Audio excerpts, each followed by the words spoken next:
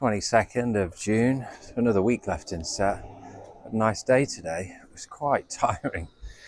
Tried to find the beach, and it's quite a walk away. There's a few different beaches, but yeah, unfortunately this beach wasn't accessible. It was about 3.5 kilometers away. Luckily the van's all good, no more crashes. Pretty tired though. We've been I think first day we've been looking around, exciting, all these new things, and great. And then today, big walk to the beach, so hot. Really caught the sun on numerous places. So tomorrow I think for the remaining week, we're just going to find parks and just like relax under a tree. There's trees and parks are the safe haven. We found one on the first day. There's a couple near us. But yeah, so it's nice. It's stopped off for some lunch today somewhere, and yeah, there's just a lot going on. Just the pavements though, and the hills, and the very tight pavements. There's like dog poo around. So with the pram, it's quite tricky getting around and just getting to the beach. But yeah, we couldn't get the pram, and so Emily took Vito for a walk, and I nipped down to the beach for a little 10-minute dip, which was probably the best ocean swim I've ever had. Yeah, it's just really hot. We're just wondering what to do after this, because we need to book up for July now, really, because we've got a week. So, and we're really not sure. I think we'll try and stay in and around the area, northern Spain, France, somewhere around here. I think Spain is cheaper. But I think a week or 10 days here will be enough, actually, because it's just quite busy, and 2 flights up the stairs with the pushchair, and in this heat, I've been in hot places before, but this is quite extreme at the minute. But getting into it, feeling more relaxed, and yeah, just trying to look at Airbnb, and we're trying to conjure up like the next place. Yeah, there's a band that like play. It's Sunday. We thought it was Saturday today. We've completely lost track, but the pizza place was closed, and we missed out on the rotisserie chickens. They sell out by 11, so they're just up the road. So we're going to be getting a rotisserie chicken tomorrow, I think, and a baguette, and just parking ourselves under a tree for most of the day in the hot peak. And yeah, I found some great pizza. I think I mentioned it yesterday. €8 a pizza, bloody splendid. Just what you need.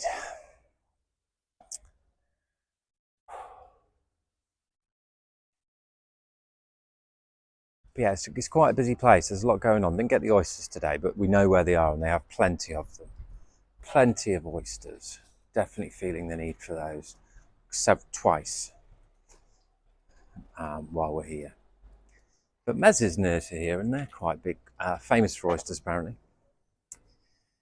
You know, it's about €1 an oyster, or €8 if you want to sit down for 6. It's about £1 an oyster, which is what I paid for the wholesalers in the UK. So cheaper oysters, and should be a bit fresher as well, you'd hope.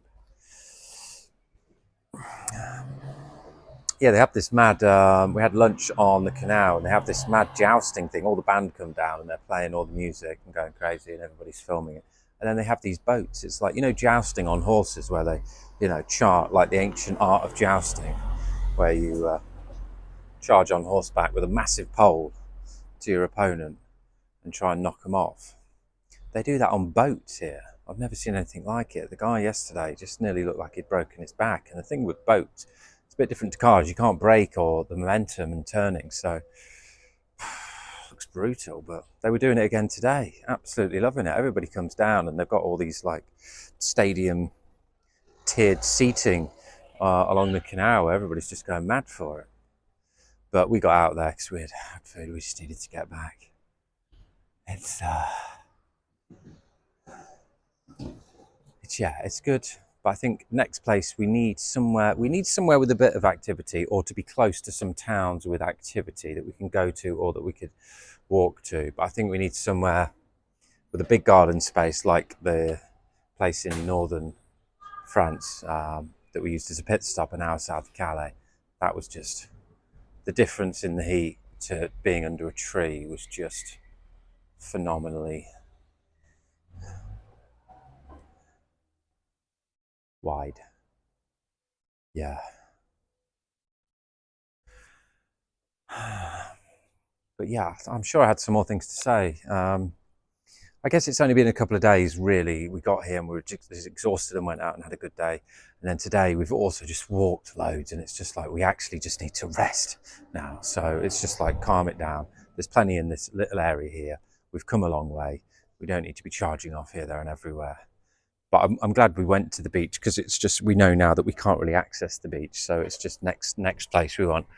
We'll be able to park the van close to the place and then take the van out, have it organised and go out for some mornings for a beach trip before it gets too hot. So I'm glad we've done it. But now it's just like, let's just rest for the week. Let's just rest in a very chaotic city, like the roads, some of the paths, and it's just pushing the pushchair. We tried to set off early and we ended up getting to the beach at like midday. It's hard. But it's good.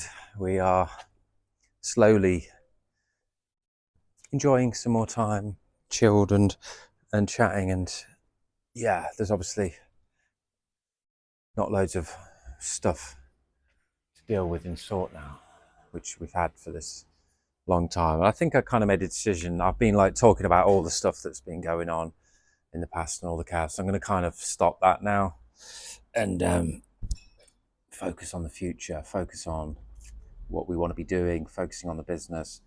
I think I was listening to an audiobook last night and had a really good analogy, which really resonated with me. And it was like a bit like what nonconformity company's doing. It's, if you were going on a walk and it was a mountain walk and you were going from here up to the peak, and you would follow the path that had been trodden, and it would be evident that that would be the way to go. But if you just spent some time looking around and maybe came up with a better, more exciting or quicker route, and then you chopped down that path and found a better route, and then went up and down it a few times, then a few more people started going up and down it, people would then just start to follow that path because it'd be a good path. And I've kind of used the phrase pathways quite a bit with nonconformity companies, so I guess that's what we're doing.